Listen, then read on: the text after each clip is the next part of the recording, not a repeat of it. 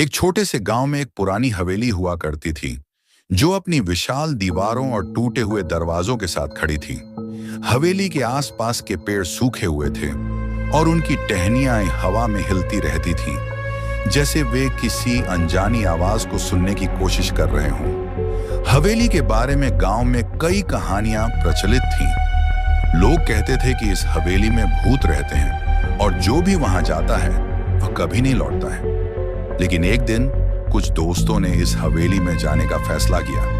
वे हवेली के बारे में सुनकर उत्सुक हो गए थे और वे इसके रहस्य को जानना चाहते थे। जब वे हवेली में घुसे तो उन्होंने देखा कि वहां सब कुछ पुराना और धूल भरा हुआ था। फर्श पर धूल की मोटी परत जमी हुई थी और दीवारों पर पुरानी तस्वीरें टंगी हुई थीं।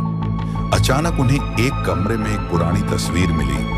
तस्वीर में कुछ लोग खड़े थे, लेकिन उनकी आंखें काली थीं। दोस्तों ने तस्वीर को देखा और उन्हें एक अजीब सी अनुभूति हुई। जैसे ही उन्होंने तस्वीर को छुआ, कमरे में एक ठंडी हवा चलने लगी। उन्हें लगा कि कोई उनके पीछे है। जब वे पीछे मुड़े तो उन्होंने देखा कि तस्वीर में खड़े लोग उनके सामने खड़े थे।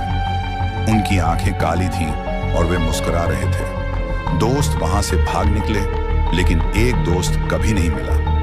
लोग कहते हैं कि उस दिन के बाद से उस हवेली में कोई नहीं जाता है। हवेली के आसपास के लोगों का कहना है कि रात में उस हवेली से अजीब सी आवाजें आती हैं और हवेली के अंदर रोशनी दिखाई देती है। आज भी उस हवेली के बारे में कई कहानियां प्रचलित हैं और लोग उसे देखने से डरते हैं। हवेली खड़ी है अपने रहस्यों को छुपाए हुए, और जो भी वहां जाता है वह कभी नहीं लौटता है।